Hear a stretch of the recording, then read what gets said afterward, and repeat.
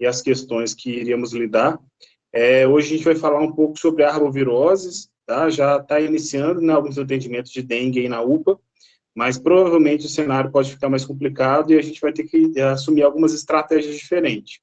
E tanto no funcionamento da UPA, quanto na parte clínica dos atendimentos da dengue, vão ser mais exigidos. A gente vai falar um pouco da aula, vocês ficam à disposição para tirar dúvidas sobre qualquer situação aí da aula, tá? A Laurinha que vai apresentar hoje para a gente. Boa noite, gente. Então, eu vou falar, né, dessa parte das arboviroses, focando principalmente no manejo clínico, mas também em algumas mudanças que a gente está propondo para a questão da triagem, para a gente organizar melhor o fluxo interno, né, dos pacientes e garantir que a gente tenha uma melhor, assim, um melhor atendimento, mais ágil, sabe? E conseguindo resolver a maior parte dos problemas. Então, falando um pouquinho de algumas particularidades das arboviroses, primeiramente a dengue, né, que ela é uma doença causada por um vírus, que na verdade tem 4 sorotipos, né, dengue 1, 2, 3 e 4, pertence ao gênero flavivírus, que é uma doença transmitida pelo mosquito do Aedes aegypti, e esse vetor também é o mesmo responsável pela transmissão de outras arboviroses, como zika, chikungunya e febre amarela. Existe uma proteção cruzada, temporária, entre esses 4 sorotipos, mas que isso vai desaparecendo ao longo do tempo. Só que os pacientes que estão em áreas endêmicas, né, igual em áreas de floresta, eles têm uma chance maior de ter uma reinfecção. Acho que alguém está com E alguém entrou com o áudio aberto. um áudio aí. E aí, a infecção do vírus, né, da dengue, ele pode se manifestar de diversas formas. Ele pode ser assintomático, oligossintomático e até evoluir para quadros graves, como síndrome de choque, que a gente sabe que tem um potencial de morte muito grande. O Zika vírus vai ter uma transmissão muito semelhante, mas além disso, a gente tem outras características que a gente deixa a gente muito preocupado, como a transmissão materno-fetal, a via sexual, e menos comum pela transfusão de hemoderivados, transplante de órgãos e exposição laboratorial. Os sinais e sintomas são febre baixa, erupção cutânea, artralgia e conjuntivite, e pode ter complicações graves, como microcefalia, perdas fetais, síndrome de Guillain-Barré, encefalite, alterações neuropsiquiátricas e cognitivas. Já a chikungunya, a infecção, né, a gente consegue subdividir em 3 fases. A fase aguda, que vai ter uma elevação súbita de temperatura, associada a uma poliartralgia muito dolorosa. Uma fase pós-aguda, que vai ter uma melhora da febre, mas o paciente pode apresentar sintomas inespecíficos, que também vão estar presentes na dengue, por exemplo, como astenia, exantema. Algumas pessoas podem desenvolver doença vascular periférica, fadiga e sintomas depressivos. E uma fase crônica que vai acontecer principalmente com sintomas neurológicos, psicológicos e com sintomas de artrites. Então, o paciente pode ficar aí com uma artrite crônica, dores neuropáticas crônicas e alterações de humor. Falando um pouco da epidemiologia, né, e no Brasil, em 2023, a gente teve mais de 1.600.000 casos prováveis de dengue, lembrando que no grupo A e no grupo B, a gente não tem uma obrigatoriedade de fazer exame confirmatório, né, e esse número aumentou muito em 2024, passou de 2.300.000 casos até a 12ª semana epidemiológica. Então, em relação aos óbitos, né, em 2023, a gente teve 1.094 óbitos confirmados por dengue, e em 2024, até o dia 31 de março, a gente já tinha 831 casos confirmados, né, de óbito. E em Minas Gerais, passando aqui mais para o nosso cenário, em 2024 nós tivemos 64.000 casos prováveis de dengue, 8.600 de chikungunya e 8 de zika, sendo que desses confirmados de zika foram só um, de chikungunya foram 6.200 e de dengue foram 23.000.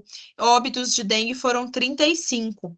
Em Divinópolis, em 2024, a maior parte das infecções, né, 59%, não tiveram sorotipo detectado, mas das que tiveram sorotipo detectado, a maior parte era dengue 1 e dengue 2 era relativo a apenas 1%. E aí foram confirmados casos confirmados, né, de dengue com exame 683 pacientes e de chikungunya 9 casos. E em Minas Gerais, o que que a gente espera, né, para 2025, e isso é o que a gente tem dos dados, né, pelo Ministério da Saúde, né, do Estado aqui também, de até 27 de janeiro de 2025, a gente tem 12.485 casos prováveis de dengue, e desses, 3.810 foram confirmados. A gente tem 2 óbitos já confirmados. Chikungunya, nós não temos nenhum óbito, e Zika, a gente tem um caso provável que ainda não foi confirmado.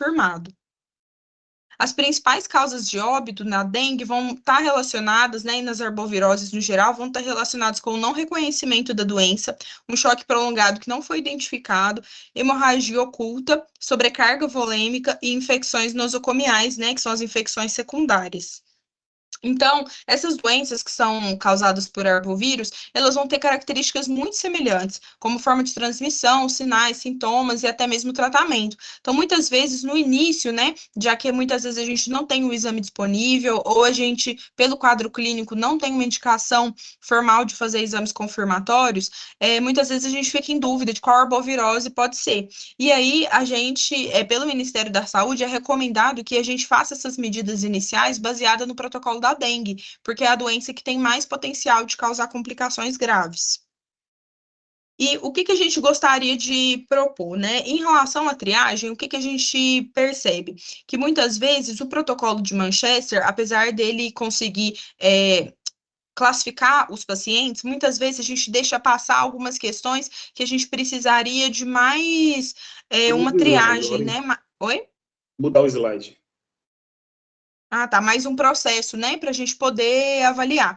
E aí a gente gostaria de propor que, além do Manchester, a gente utilizasse o protocolo de News. Então, o protocolo de Manchester é aquele que a gente já conhece, que é utilizado na nossa unidade, para a gente classificar os pacientes entre urgente, não urgente, pouco urgente, urgente, muito urgente e um caso de emergência. E a gente usa esses critérios de cor, né?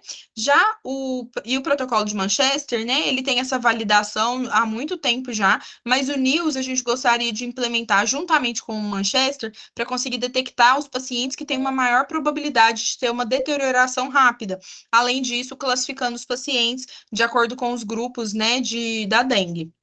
Então, o News Score, ele é uma escala que vai avaliar a deterioração clínica do paciente, ele é implementado para rastreio e avaliação prognóstica de vários agravos em saúde, né, muito conhecido no protocolo de sepse, mas ele pode ser utilizado para várias outras patologias.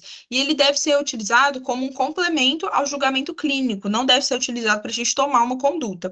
E qualquer preocupação que a gente tiver com a condição clínica de um paciente, deve levar uma investigação urgente. A gente não deve confiar cegamente nos scores, né? Mas dito isso, o News Score ele é um protocolo feito para pacientes adultos, então a gente vai utilizar em casos de pacientes com mais de 16 anos. Se for um paciente menor do que 16 anos ou gestantes, a gente utiliza scores específicos para isso, né? Que é o PIOS para criança e o GIOS que é para gestante. O protocolo de News, ele é muito validado em vários ambientes, né? Na emergência, a gente pode utilizar para uma avaliação inicial, monitoramento seriado e para avaliação da triagem. Na enfermaria, né, ou, por exemplo, no nosso caso, no PS2, a gente poderia utilizar para fazer uma avaliação do paciente internado e monitoramento seriado. E no pré-hospitalar, ele pode ser utilizado para comunicação de gravidade entre os hospitais, né, que vai receber o paciente. O protocolo de News, ele é muito fácil de usar. Basicamente, a gente avalia todos os dados vitais do paciente, coloca numa tabela, e de acordo com essas alterações de dados vitais, a gente sabe qual que é essa probabilidade de deterioração que o paciente tem nas próximas horas. Então, ele avalia frequência respiratória, saturação de oxigênio, se está em uso de oxigênio suplementar ou não, temperatura, pressão sistólica, frequência cardíaca e o nível de consciência, não levando em consideração a escala de coma de Glasgow, né? Mas para saber se o paciente está alerta ou se ele tem rebaixamento de sensório. E aí, o que a gente entende com esse protocolo? Quanto mais alterados estão os dados vitais, maior vai ser essa pontuação do NIOS. Então, maior gravidade esse paciente tem e maior risco de deterioração. Então, com isso, a gente consegue implementar medidas de reavaliações mais frequentes, de colocar esse paciente em algum algum setor da unidade que tenha uma possibilidade de ser reavaliado, né, de ter uma equipe mais próxima, né, então para isso que vai servir esse score. Se esse score tiver uma pontuação de 0 a 4, ele é considerado de baixo risco, se tiver de 5 a 6, moderado risco, e maior ou igual a 7 pontos, ele é alto risco. E a classificação da dengue, que eu vou passar mais rápido, porque é uma coisa que a gente já sabe, mas só porque vai fazer parte da nossa classificação. O grupo, né, pensando em casos suspeitos, né, que são casos que eu vou explicar quais vão ser esses critérios depois, a gente vai classificar em A, B, C e D. O grupo A é aquele paciente que não tem nenhum sinal de alarme, não tem comorbidade e não tem nenhuma condição clínica especial. Ou seja, aquele paciente jovem que não tem nenhum problema de saúde e chega bem, sem nenhum sinal de alarme. O paciente do grupo B é aquele paciente que é um caso suspeito de dengue, que não tem sinais de alarme, ele pode fazer parte do grupo de grupos especiais, como lactentes, gestantes, idosos, ou é portador de doenças crônicas, e ele pode ter sangramento espontâneo de pele ou induzido. E aí, aqui, a gente não coloquei uma parte sobre prova do laço, porque prova do laço em ambiente de urgência e emergência é um pouco questionado. A gente fazer esse teste, porque é um exame que leva um tempo, né, para a gente fazer, e se o paciente tem algum sinal de hemorragia presente, ou sinal de alarme, ele já cai no grupo C. Se o paciente não tem sinal de alarme, mas ele tem um fator de risco, uma comorbidade, ele já cai no grupo B. Então, a gente fazer a prova do laço em todos os pacientes é um tempo que a gente perde. Então, a gente tem que usar isso com inteligência, né? Se é um paciente que realmente não está se encaixando em nenhum desses grupos, obviamente a gente faz a prova do laço para poder estratificar esse paciente melhor. O grupo C é aquele paciente que vai ter sinais de alarmes e pode ter manifestação hemorrágica, né? E o grupo D são os pacientes que são casos suspeitos de dengue, que evoluem com sinais de choque, desconforto respiratório, hemorragia e disfunção grave de órgãos.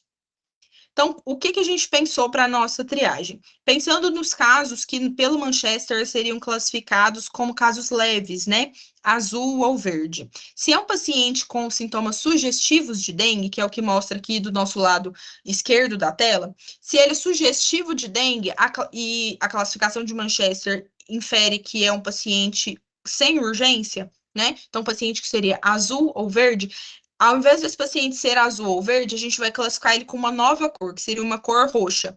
Essa cor roxa, o que ela indica? Slide, Laurinha. Oi? Passa mais um slide. Aqui? Não, volta. Aí, isso. Isso, tá. Então, é essa aqui. Se é um paciente que tem suspeita de dengue, né, sintomas sugestivos de dengue, e pelo Manchester ele seria classificado como azul ou verde, a partir desse momento o paciente vai ser triado com uma cor que a gente sugeriu que é a cor roxa. Porque esse paciente que, né, se tem uma suspeita, mas não tem sinais de gravidade, né, porque o Manchester não vai ter mostrado sinais de gravidade, esse paciente vai ser classificado como um quadro leve, mas suspeito de dengue. Então, a gente vai chamar ele de roxo.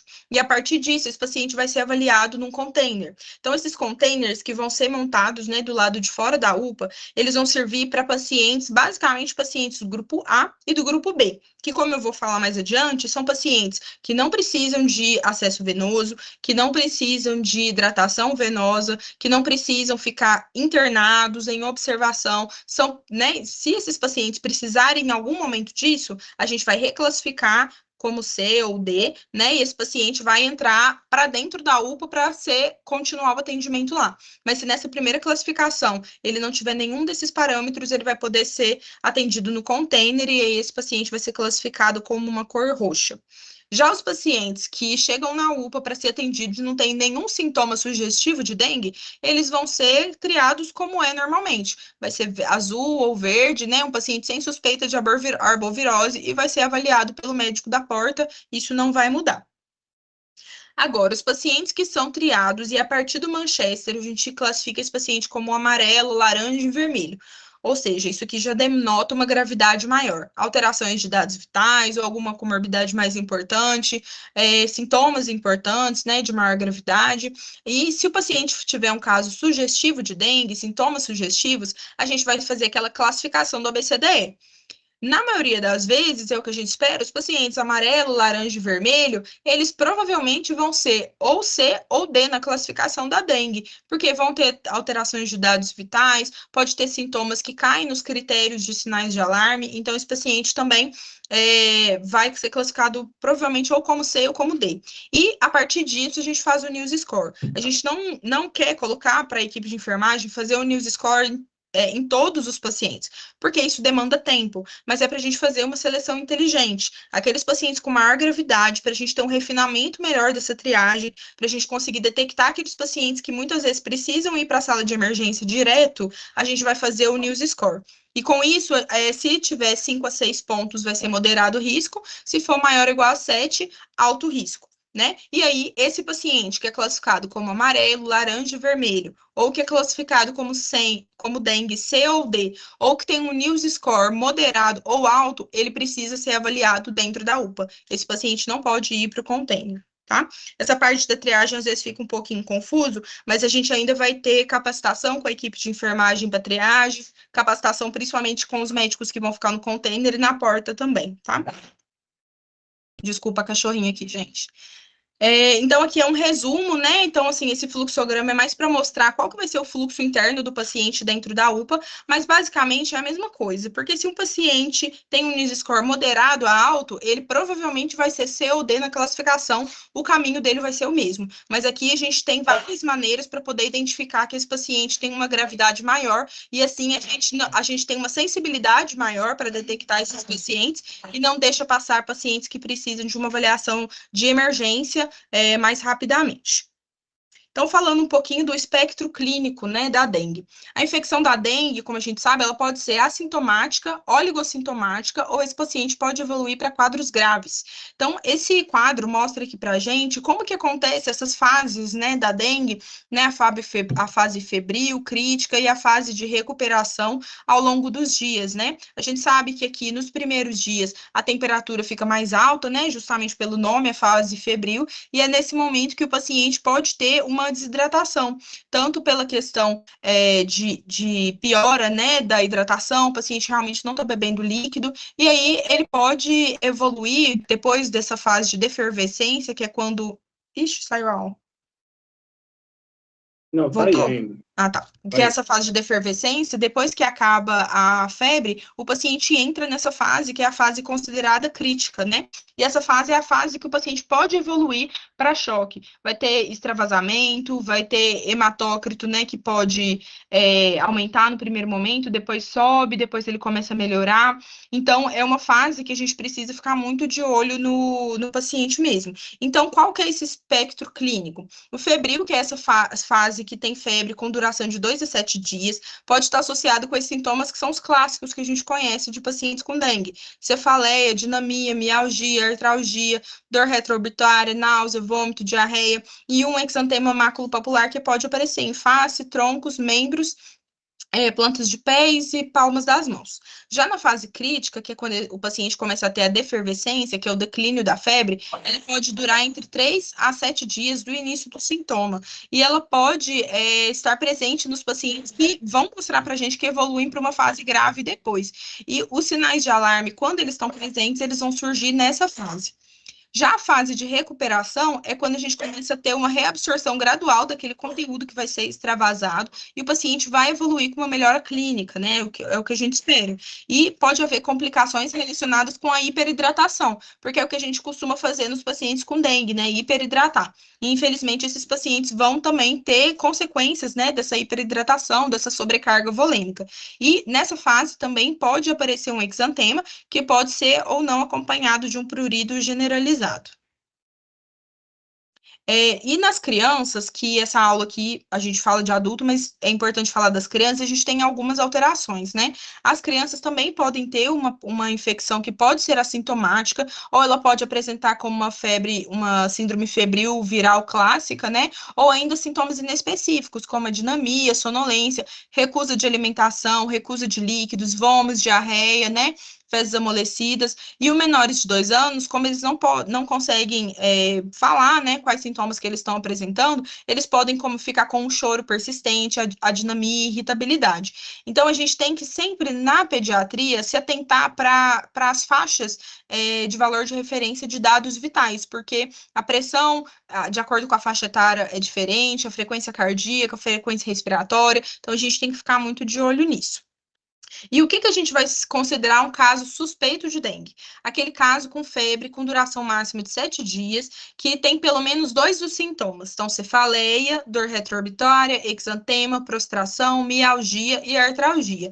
A gente deve sempre pesquisar a data de início de sintomas e se há uma história epidemiológica compatível, se o paciente estava num lugar que faz sentido ele ter uma infecção por dengue, né? E quais são os sinais de alarme, né? A maioria dos sinais de alarme, eles vão ser resultados do aumento da permeabilidade vascular. Então, o paciente pode ter uma dor abdominal intensa, que pode ser referida ou a palpação, vômitos persistentes, acúmulo de líquido, hipotensão postural ou lipotímia, hepatomegalia, sangramento de mucosa, letargia ou irritabilidade. São esses os sinais de alarme que, independente do que o paciente tenha de comorbidade, ele já vai cair no grupo C na nossa classificação. E dengue grave são aqueles pacientes que vão se manifestar com sangramento grave e ele é uma consequência do extravasamento de plasma. Isso pode levar à disfunção de órgãos, né? E resultar em condições de choque ou acúmulo de líquido, o que pode causar desconforto respiratório por conta de derrame pleural, pode causar ascite e sangramento grave. O extravasamento, ele pode estar identificado pelo aumento do hematócrito, que é uma coisa que a gente vai ver mais adiante, que é um marcador significativo de gravidade. E o choque, ele vai acontecer quando tem um volume crítico de plasma é perdido para o terceiro espaço ou por conta de um sangramento, e o que vai acontecer geralmente é naquela fase crítica, do 4º ao 5º dia da doença, com intervalo entre o terceiro e o 7º. Geralmente vem precedido por sinais de alarme. E esse período de extravasamento plasmático e choque, ele geralmente leva de 24 a 48 horas, mas se a gente não agir rápido, o paciente pode ter um choque prolongado, que vai levar a uma hipoperfusão de órgãos, ter comprometimento orgânico, né? Pode causar acidose metabólica, CIVD, e aí a mortalidade é muito grande. Então, a gente tem que tentar identificar esse paciente antes que entre nessa cascata de gravidade. E, consequentemente, tudo isso, né, todas essas alterações pode levar a hemorragias graves, causando diminuição do hematócrito, o que vai agravar o paciente ainda mais. E é muito importante a gente fazer o diagnóstico diferencial, né? Então, muitas vezes chegam esses pacientes nessas épocas que a gente espera que tenha muitos atendimentos por dengue, mas aí chegam outras doenças que a gente pode deixar passar. Então, é importante a gente sempre tentar fazer diagnósticos diferenciais. Então, eu coloquei algumas síndromes clínicas para a gente conseguir raciocinar. Então, se forem sintomas febris, a gente pode pensar em influenza, covid, malária, enteroviroses, síndromes exantemáticas febris, muito comum, né, na pediatria, como rubéola, sarampo, escarlatina, síndromes hemorrágicas febris, como leptospirose, né, principalmente nessa questão que a gente está tendo esses problemas com enchente, é muito importante a gente pensar também, síndromes dolorosas abdominais, como o abdômen agudo, né, a apendicite, colecistite, muitas vezes pneumonia também, e síndrome de choque, né, como causado por meningococcemia, septicemia e choque cardiogênico no caso de miocardites. E eu coloquei aqui uma tabelinha só para a gente conseguir diferenciar. Essa aula eu vou disponibilizar para vocês depois, que precisar, pensando em dengue, zika e chikungunya, né? Não vou passar por tudo, mas só para a gente ver que, apesar de terem muitos sintomas em comuns, são sintomas que têm diferenças de intensidade ou diferenças de duração. Então, normalmente a zika tem uma febre baixa ou não tem febre, a mialgia na dengue é muito importante, a artralgia na chikungunya é muito importante, né? A linfodenomegalia, no caso da dengue, ela é discreta, já na zika ela pode estar mais presente, então essa tabela serve para a gente conseguir tentar diferenciar um pouquinho mais. Em relação à fisiopatologia, o que acontece na dengue, né, pensando naqueles casos mais graves, é um extravasamento capilar por aumento da permeabilidade capilar, vão ter alterações hematológicas como leucopenia, trombocitopenia, hemorragias petequiais, e é aí que a gente vê, né, essa prova do laço positiva. O fígado vai ter um aumento de transaminases, mas normalmente ela é leve, e no sistema nervoso central a gente tem alguns casos raros, né, mas que existem de encefalite causado pelo vírus da dengue. Como que tem que ser a nossa avaliação médica? Então, basicamente, a gente tem que avaliar os dados vitais, estado de hidratação, estado hemodinâmico, sinais de alarme, manifestações hemorrágicas e presença de derrames cavitários. Quando a gente está diante de um paciente suspeito de dengue, a gente precisa se perguntar algumas coisas. Então, é um caso de dengue? Se sim, em qual fase o paciente se encontra? Febril, crítico ou fase de recuperação? A presença de sinais de alarme? Qual o estado hemodinâmico de hidratação? Esse paciente tem sinais de choque? Existem condições pré-existentes com maior risco de gravidade, por exemplo, uma cardiopatia? Em qual grupo de estadiamento, né, A, B, C ou D, o paciente se encontra? E o paciente necessita de internação? Se sim, ele pode ser no leito de enfermaria ou ele precisa de um leito de UTI. Então, essas são coisas muito importantes para a gente responder sobre o nosso paciente. Pensando em gestantes, apesar de a gente não atender gestantes, mas essas pacientes podem chegar para a gente como um primeiro atendimento, ou muitas vezes encaminhada do hospital, porque se o hospital fizer a maternidade, fizer um exame, ver que os sintomas da paciente não são obstétricos, né, não estão relacionados com o feto, nem com a gestação em si, esse paciente vai ser encaminhado para a gente poder dar seguimento da parte clínica. Então, a gente sabe que o risco de mortalidade na gravidez ele é 3 vezes maior em comparação da população geral, porque a gente tem um aumento do risco de sangramento, seja por abortamento, ou durante o parto, ou no pós-parto. E o desenvolvimento de dengue grave também, e de aumento do risco de pré-eclâmpsia. Existe um risco de transmissão vertical, apesar de ser um risco reduzido, mas se a paciente tiver sintomas, né, sugestivos de dengue que começam 10 dias antes ou 10 horas, até 10 horas após o parto, esse recém-nascido precisa ser avaliado na maternidade. E a amamentação nas pacientes que estão com dengue, ela deve ser mantida e estimulada. E a avaliação hemodinâmica do paciente com dengue é muito importante a gente avaliar o paciente como um todo. Então, avaliar redução do nível de consciência, alteração de frequência cardíaca, de pressão, de débito urinário, de escórias renais, frequência respiratória, padrão respiratório, avaliação de perfusão, né, de extremidades, o pulso. E a partir disso, né, tem essa tabela que é do protocolo do Ministério da Saúde, só para a gente conseguir diferenciar os pacientes que estão sem choque ou com choque em fase inicial ou choque com hipotensão, que é uma fase tardia. Lembrando que a hipotensão, independente da etiologia do choque, ela é um quadro mais tardio do que a alteração de frequência cardíaca, por exemplo. Então, aqui a gente tem avaliação, né, de tudo, de todas essas questões que eu falei, e eu deixo aqui essa tabela para vocês poderem consultar depois. É, oi, Laurinho, a sua oi, tela está travada agora. peraí. Sua tela do vídeo está travada da aula. Ixi, Liga, abre e liga de novo. Olha se seja isso. peraí.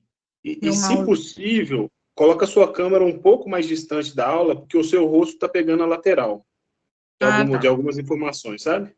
Peraí, então. Travou nesse último slide. Deixa eu tentar.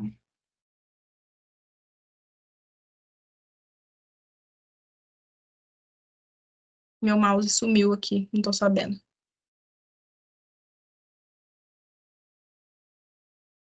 Ixi.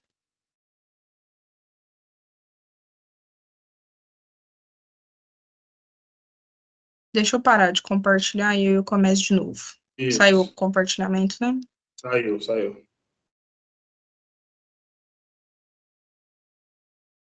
Tá compartilhando a tela? Agora tá. Só não tá no modo slide. Tá.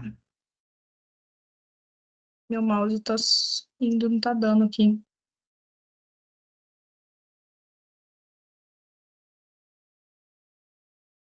Tá dando algum erro.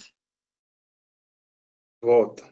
Talvez você faz o restante sem ser no modo slide.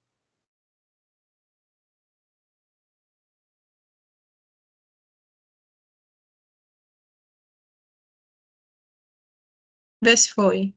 Foi. Deu? Deu. Passa o slide para ver. Tá passando. Aham, Tá? certinho. Beleza. Então, em relação às Isso orientações que a fica gente... melhor assim, que aí seu rosto não tá tampando. Tá, beleza. Que a gente dá para o paciente, né? Então, orientações gerais.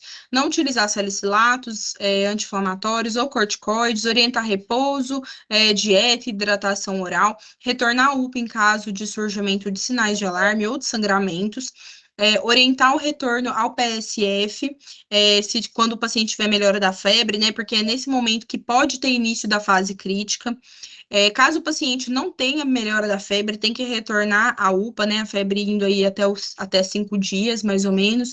Orientar em relação às medidas de eliminação de criadores do mosquito e reforçar o uso de repelentes em pacientes sintomáticos, porque nesse momento de viremia, esse paciente pode ser uma fonte, né, de transmissão do vírus. E lembrar que todos os casos suspeitos ou confirmados precisam ser notificados. Algumas orientações gerais em relação aos adultos, eu coloquei aqui só a dose máxima que a gente pode chegar de dipirona e paracetamol, porque normalmente a gente acaba fazendo uma dose um pouco menor, mas a gente pode aumentar um pouco essa dose para garantir que esse paciente tenha uma analgesia adequada, principalmente pensando em chikungunya, porque a gente sabe que é uma dor muito intensa, e quanto mais a gente deixa o paciente com dor, mais difícil vai ser de tratar essa dor depois. Então, é muito importante a gente fazer uma analgesia vigorosa para esse paciente, se necessário, né, usar até medicamentos mais potentes.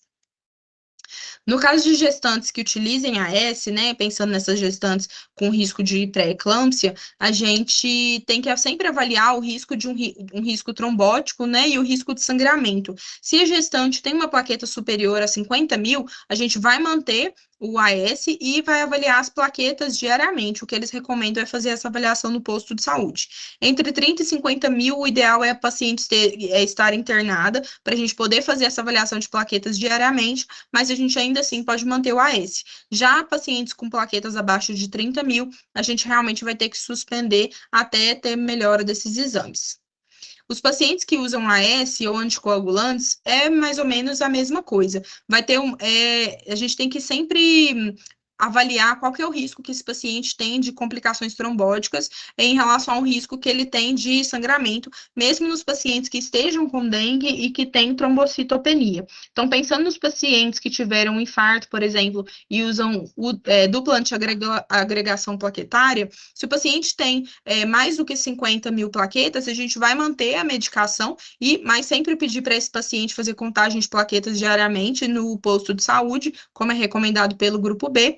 Entre 30 e 50 mil a gente interna o paciente, mas ainda assim mantém as medicações, e menor do que 30 mil a gente precisa suspender as medicações. No caso do AS, paciente que usa só AS, é a mesma coisa, a gente mantém acima de 50 mil, entre 30 e 50 a gente interna, mas ainda mantém o medicamento, e menor do que 30 mil a gente precisa suspender.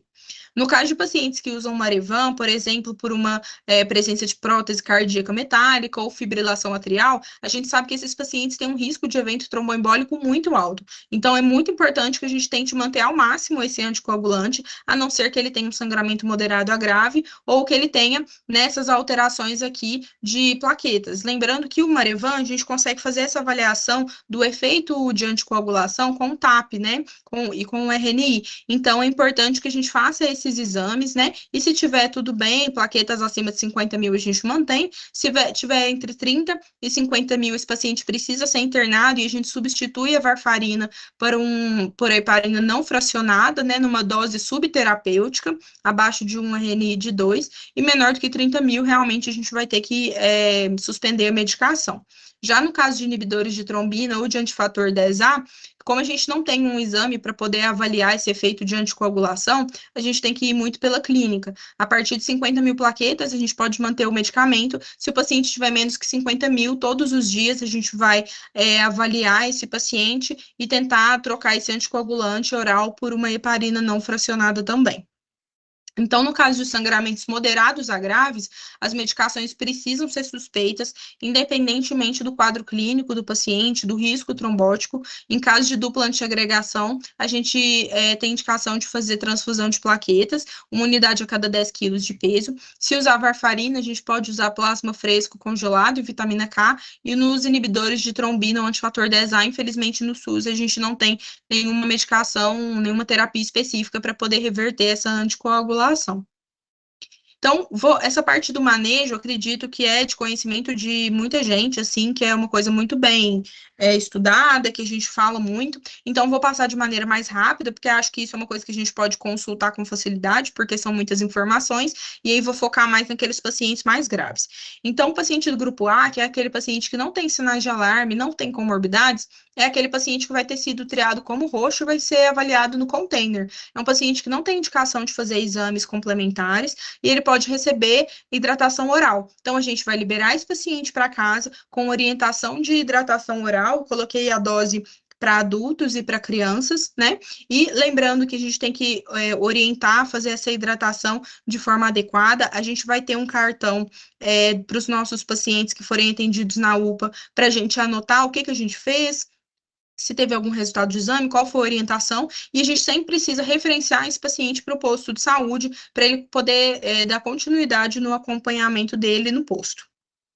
O paciente do grupo B, que são os pacientes que não têm sinais de alarme, mas podem ser aqueles pacientes de grupos especiais, como os gestantes, lactentes, idosos, ou pacientes que têm sangramento espontâneo de pele ou induzido, a gente vai solicitar o hemograma completo, que vai ser obrigatório nesses pacientes, com a finalidade de a gente avaliar se tem hemoconcentração, né, através do hematócrito. Para pacientes que têm comorbidades, de difícil controle, a gente pode solicitar outros exames, mas o obrigatório é o hemograma. E aí o paciente permanece em observação no container, a gente já pode iniciar a hidratação oral mesmo para esse paciente no container, enquanto ele espera o exame. Se o paciente tiver um caso de hemoconcentração no exame, hematócrito estiver alto, ou ele aparecer com sinais de alarme durante a nossa avaliação, a gente faz uma nova triagem, uma nova classificação e conduz esse paciente com o grupo C e encaminha esse paciente para dentro da UPA. A gente transfere, né, os cuidados para o médico da porta. Se o hematócrito vier normal, a gente vai indicar para esse paciente um tratamento ambulatorial, a gente preenche esse cartão de acompanhamento das arboviroses e orienta ele a retornar ao posto de saúde para fazer o acompanhamento em até 48 horas para avaliar novo hematócrito. Já pacientes do grupo C são os pacientes que vão ter sinais de alarme. Nesses pacientes, a gente pode solicitar exames complementares pensando no quadro clínico e pensando nesses sinais de alarmes para avaliar se tem disfunção orgânica, por exemplo. Então, a gente pede hemograma, proteína, albumina, tipagem sanguínea, gasometria, eletrólitos, transaminases, raio-x de tórax, e é necessário que a gente faça exames confirmatórios nesses pacientes, a sorologia ou RT-PCR, né? Mas, lembrando que se for antes de 5 dias, a gente faz na nossa unidade o NS1, e após 5 dias será a sorologia. Esse paciente precisa ficar internado no mínimo 48 horas, e para a gente iniciar o manejo desse paciente, a gente faz uma fase de expansão com hidratação venosa com soro fisiológico ou Ringer lactato, com 20 ml por quilo por hora, e a gente reavalia esse paciente após 2 horas. Se o paciente tiver uma melhora clínica, a gente passa para a fase de manutenção, que em criança é 25 ml por quilo nas primeiras 6 horas e depois 25 ml por quilo nas próximas 8 horas. Já em crianças, a gente vai utilizar, se ele tem até 10 quilos, 100 ml por quilo, e, né, a regra de Holiday de 10 a 20 mil ml mais 50 ml quilo dia, a cada quilo acima de 10 quilos, e em pacientes de 20 a 30 quilos, 1.500 ml mais 20 ml quilo dia para cada quilo acima de 20 quilos. E aí eu coloquei só uma tabela para a gente, aqui pega mais no caso de adultos, para a gente conseguir identificar mais rápido, né, quantos ml hora que tem que ser nessa primeira fase, na segunda fase, usar como uma colinha mesmo. No caso de hidratação em idosos, a gente sempre tem que lembrar, idosos, né, e pacientes cardiopatas no geral, nefropatas, a gente tem que lembrar do cuidado que a gente precisa ter com sobrecarga de fluidos, especialmente, né, com essas comorbidades, para a gente prevenir o risco de lesão renal e redução da função miocárdica. A gente precisa buscar sinais de edema pulmonar, a gente pode fazer isso com ausculta, né, com que a gente vai identificar crepitação, ou um padrão B no POCUS. Após preencher os critérios de alta, o paciente vai manter um acompanhamento como um grupo B. Se ele não tiver melhora clínica, a gente pode repetir essa fase de expansão até 3 vezes, e mesmo assim, se ele não tiver uma resposta adequada, a gente começa a conduzir ele como um grupo D, que é um paciente que já tem sinais clínicos de choque. A partir desse momento, se é um paciente que está, por exemplo, na porta, né, ou está no PS1, esse paciente precisa ter o caso transferido para o plantonista do PS3, porque esse paciente precisa ficar monitorizado. Então, o paciente do grupo D, que são esses pacientes que têm sinais de choque, disfunção orgânica disfunção grave, né, orgânica, ou manifestações hemorrágicas, eles precisam estar no PS3 até que eles sejam encaminhados para um leito de terapia intensiva. A gente precisa fazer os exames complementares de acordo com o quadro clínico, lembrar dos exames confirmatórios, e uma hidratação venosa imediata precisa ser iniciada independente do local que seja iniciado esse atendimento. Então, para adultos e crianças, a gente vai utilizar ou ringer lactato ou soro fisiológico, 20 ml por quilo em 10 minutos. Então, lembrando que é um paciente com choque, então essa expansão precisa ser rápida, e a gente reavalia esse paciente a cada 15, 30 minutos e faz um hematócrito após 2 horas. Essa fase de expansão pode ser repetida até 3 vezes. Se o paciente tiver melhora clínica e de hematócrito, a gente vai reclassificar ele como grupo C e vai manter aquela fase de expansão, fase de manutenção, igual eu expliquei. Agora, se o paciente não tiver uma resposta adequada, a gente vai observar que o hematócrito vai continuar evoluindo e muitas vezes esse paciente vai precisar de expansores plasmáticos, por exemplo, a albumina, que são, que são substâncias, né, que a gente não possui na UPA, né, isso é uma questão de leito de terapia intensiva. Então, é para a gente entender a prioridade que a gente tem que ter para lidar com esse paciente. Então, se a gente percebe que tem um hematócrito em queda, a gente investiga hemorragias e coagulopatia, né? A gente sempre precisa investigar se esse paciente está sendo hiperidratado, avaliar se ele não está fazendo uma insuficiência cardíaca congestiva, e com isso reduzir a infusão de líquido, muitas vezes usar diuréticos, usar inotrópicos quando necessário. Se essa hematócrito se essa hemorragia estiver presente, muitas vezes a gente vai ter que acionar o SAMU para tentar transferir esse paciente, porque talvez ele precise de transfusões urgentes, né, de hemoconcentrados, muitas vezes de plasma também, vitamina K, crioprecipitado. Pensando nos pacientes com trombocitopenia, se ele não tem sangramento ativo, não tem indicação da gente fazer transfusão de plaquetas ou de plasma fresco congelado de forma rotineira. Já nos pacientes que têm menos de 10 mil plaquetas, a gente precisa individualizar, né, de acordo com os critérios clínicos e presença de comorbidades, porque foi visto que a transfusão de plaquetas, apesar dela ter diminuído um pouco o risco de sangramento, ela aumenta muito a chance de ter eventos tromboembólicos, né? Então, o risco de eventos adversos aumenta. E para o manejo hemodinâmico desse paciente, a droga vasoativa de escolha no quadro da dengue grave e presença de choque circulatório, mesmo quando a gente faz uma reposição volêmica adequada, vai ser a noradrenalina, que é a medicação que nos adultos a gente utiliza em praticamente todos os casos. Então, a reposição volêmica adequada é aquela que eu falei, né? A gente faz 20 ml por quilo, que pode ser repetido 3 vezes, até surgimento ou sintomas de congestão. Se o paciente não tiver tido resposta, pode ser que ele tenha necessidade de albumina, como eu falei, mas como a gente não tem essa medicação disponível, no nosso caso, a gente vai iniciar droga vasoativa, e essa terapia vasopressora, a gente também precisa ter alguns critérios, né, para poder aumentar a dose, diminuir a dose, e a gente vai olhar pressão arterial média, tempo de enchimento capilar, débito urinário e lactato. Pensando aqui um pouquinho no POCUS, alguns sinais que a gente considera o que a gente pode ver de alteração nesses pacientes com dengue grave são derrames cavitários, né? Igual eu estou mostrando aqui um derrame aqui à esquerda, né? Em cima, um derrame pleural, embaixo, uma ascite, no outro lado, a gente tem um derrame pericárdico, e aqui, nessa imagem de baixo, a gente vê um espessamento da parede da vesícula biliar. Tem uns estudos mostrando que mesmo pacientes que ainda não têm derrames cavitários, se ele tem esse espessamento da parede da vesícula maior do que 3 milímetros, a gente entende que é um paciente que tem uma chance muito grande de evoluir com dengue grave, evoluir com choque, sabe? Então, ela está relacionada indiretamente com sinais de gravidade. Nas coletas de exame, só para resumir, então no grupo A a gente não tem indicação de coletas de exame, no grupo B a gente coleta hemograma para avaliar hematócrito e grupo C e D a gente vai fazer exames confirmatórios de dengue e outros exames a depender do quadro clínico. Lembrando que como a gente tem uma similaridade, né, entre os vírus da dengue e zika, pode ter algum teste laboratorial inconclusivo, porque pode ter reação cruzada.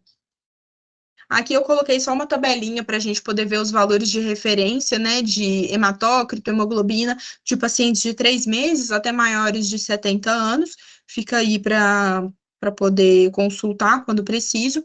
E quando que a gente pensa que esse paciente precisa de internação hospitalar? Se ele tiver sinais de alarme ou de choque, sangramento grave ou comprometimento grave de órgãos, ou seja, né, já cairia no grupo C e D, aumento de hematócrito maior ou igual a 20% acima da média para idade, sexo e população, presença de ascite, derrame pleural, derrame pericárdico, aumento da espessura da parede biliar, plaquetopenia importante, aumento de transaminase e insuficiência renal.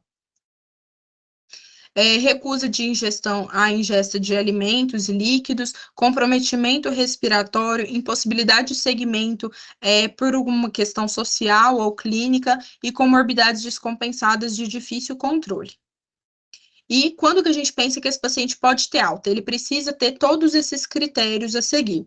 Precisa ter estabilidade hemodinâmica por pelo menos 48 horas, ausência de febre por 24 horas, melhora visível do quadro, hematócrito normal e estável por 24 horas, plaquetas em elevação em acima de 50 mil e ausência de sintomas respiratórios.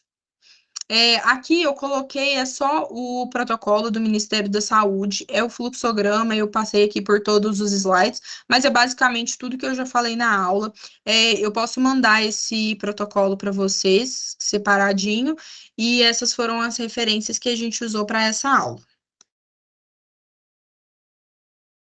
Ótimo, Laurinha.